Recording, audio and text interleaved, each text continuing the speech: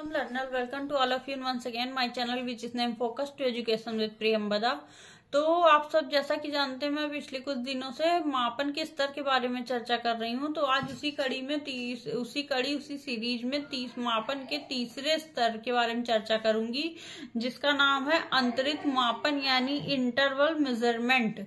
तो चलिए इसको जानते हैं, समझना शुरू करते हैं। यह नामित व क्रमित मापन से अधिक परिमार्जित होता है, यानी ये नॉमिनल और ऑर्डिनल जो मेजरमेंट है उससे अधिक परिमार्जित होता है, इसमें अधिक सुधार की आवश्यकता होती है। आंतरिक मापन गुण की मात्रा अथवा परिमाण पर आधारित होता है। आंतरिक मापन किस पे? किसी व्यक्ति की गुण की मात्रा क्या? किसकी?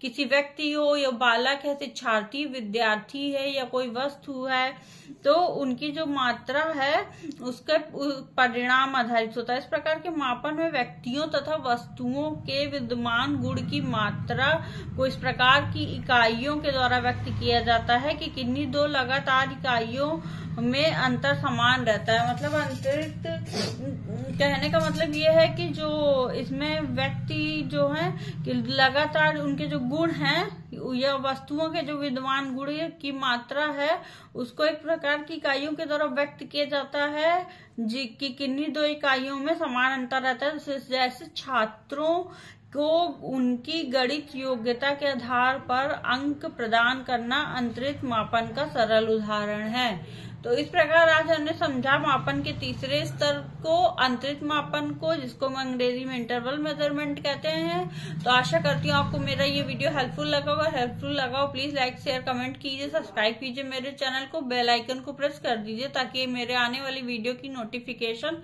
आप तक पहुंचती रहे। तब तक के लिए आप सभी सीखने वालों को मेरा नमस्कार। Welcome learner, welcome to all of you once again my channel which is named Focus to Education with Priyambada.